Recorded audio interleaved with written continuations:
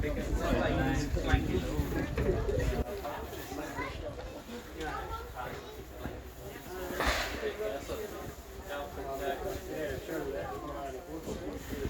you look out your windows on the side of the train away from Amtrak, you may notice that our Union detachment is quite serious about making sure this vital spot, where not dirt roads but railroads come together, does not fall into rebel hands.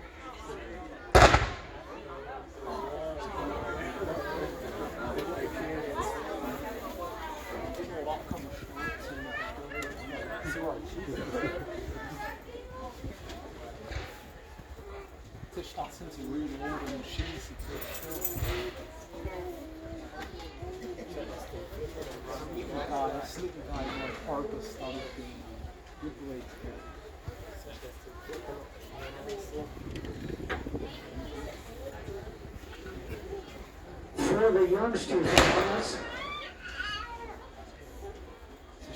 these soldiers are only reenactors pretending to fight the way it might really have happened back in 1863.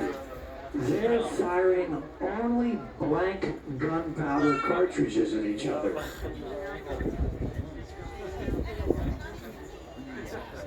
But for real, during the war between the states, they would have been firing 58 caliber bare lead slugs at each other.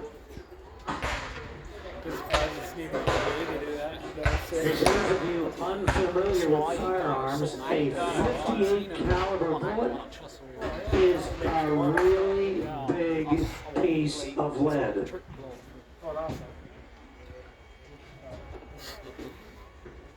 They made a small hole going in and a very big one coming out.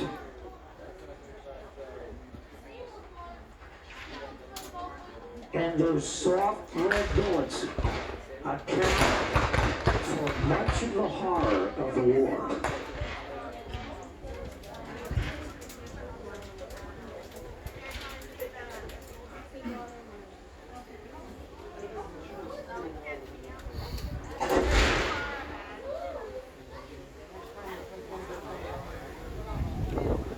Again, for safety's sake, we do ask all of our passengers to remain inside your car on the train and not step out onto any of the end platforms.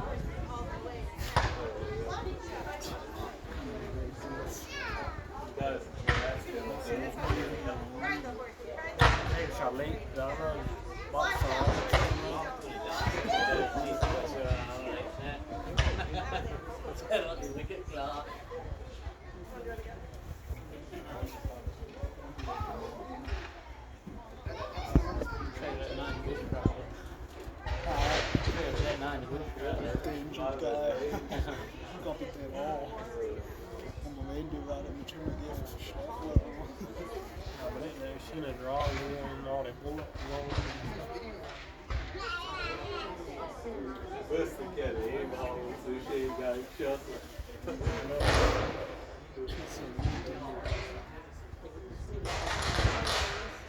That's it. Gunpowder music.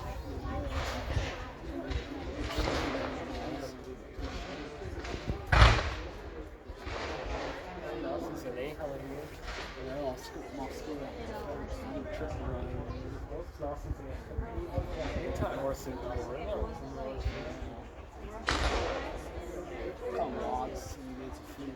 The unusually loud blasts that we're hearing occasionally is not cannon fire. That is volley fire by rifle muskets, meaning a whole company of foot soldiers firing in unison.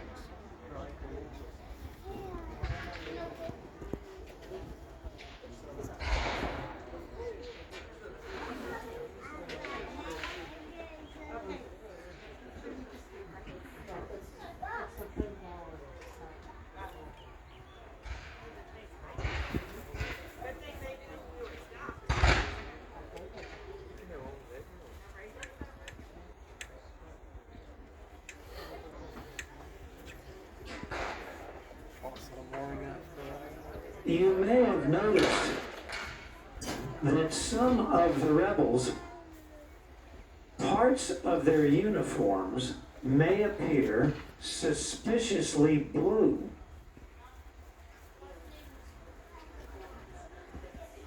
That's because rebel forces throughout the war, and certainly after 2 years of fighting, were constantly scrounging for equipment, including uniforms, from whatever sources they could.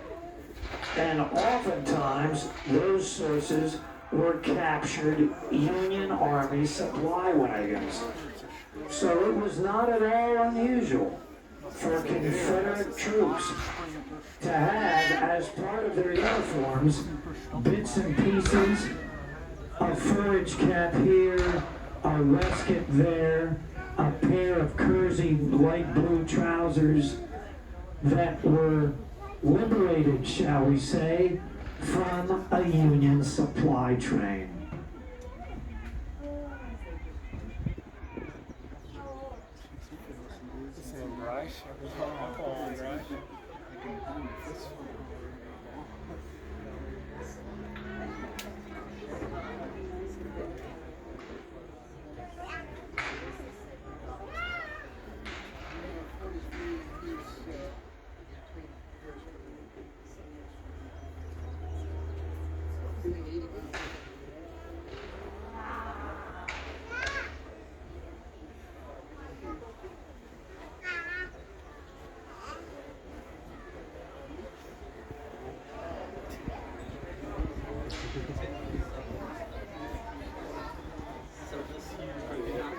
Folks, as a staunch Union man myself, I regret to inform you that our train has been captured by enemy forces. I would encourage you not to do anything to provoke our newfound guests, no matter how unwelcome they may be, and under no circumstances try to touch their weapons.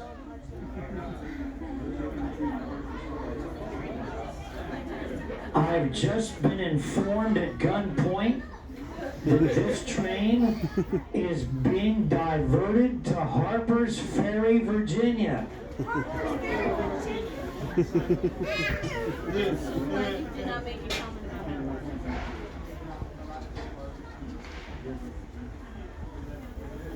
I don't know that I believe that.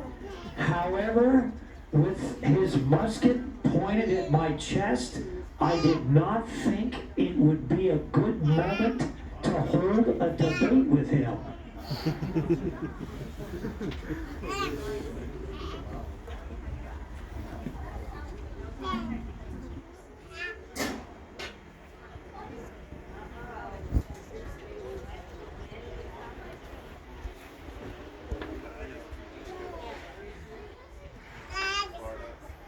Suggest to our passengers that as the rebels move through your car and they appear to be looking you up and down, they're looking for anything of value that they might simply want to take along for the benefit of the Confederate war effort.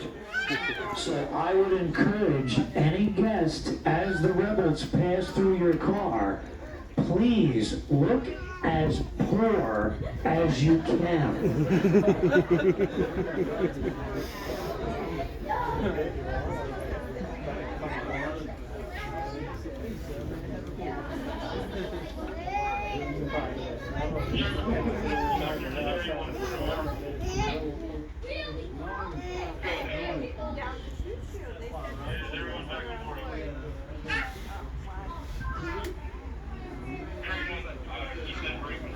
Now, unlike the infamous depredations of other armies in other wars, you may be familiar that despite being the arch rebel, General Robert E. Lee has a reputation, I'm told well earned, for being something of a Southern gentleman.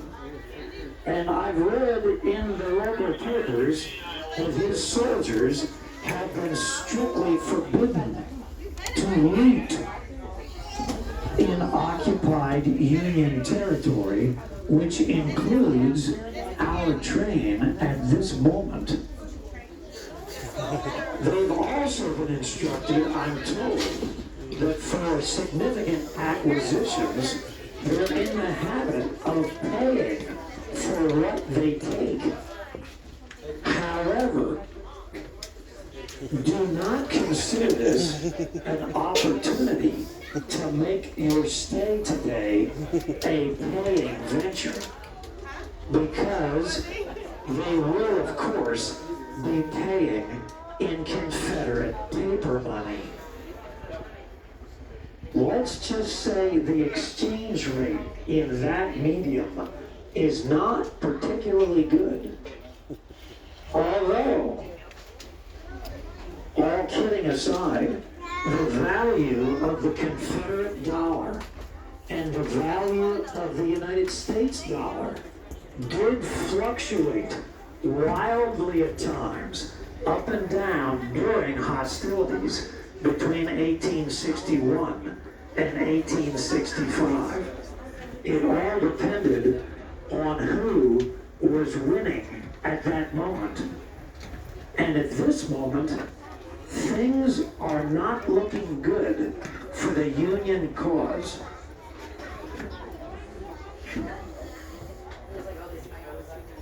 If you have any questions about our endeavor today, I will be more than happy to assist.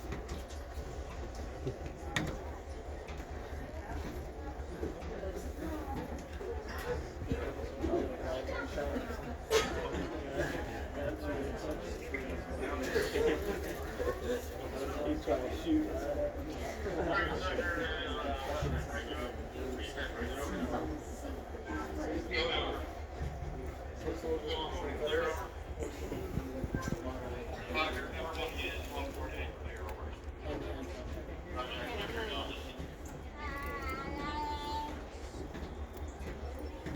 You can't help that there by the Russian air brigade.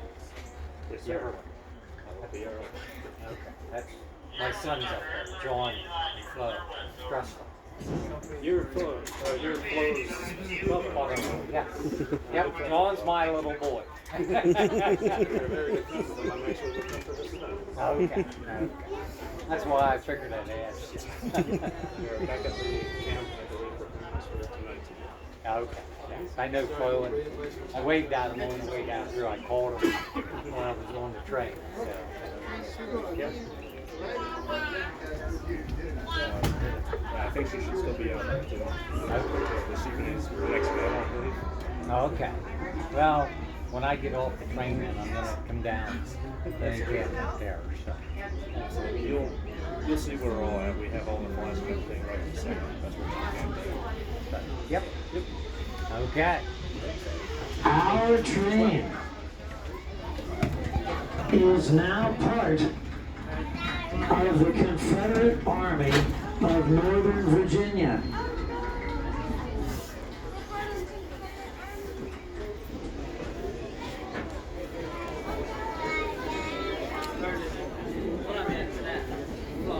And you might notice that at least on Long Curve, at this moment, the train is heading south.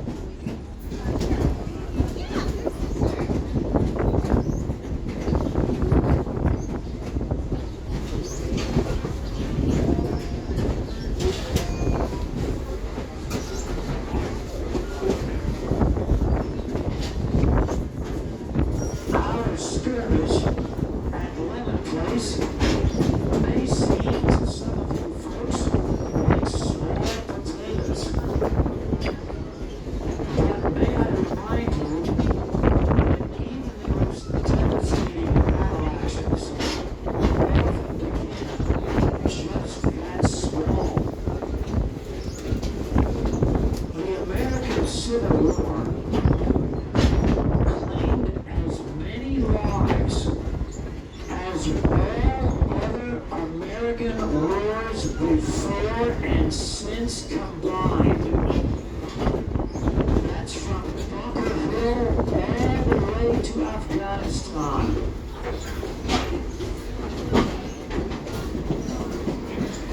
It was an unprecedented calamity in the history of the American people.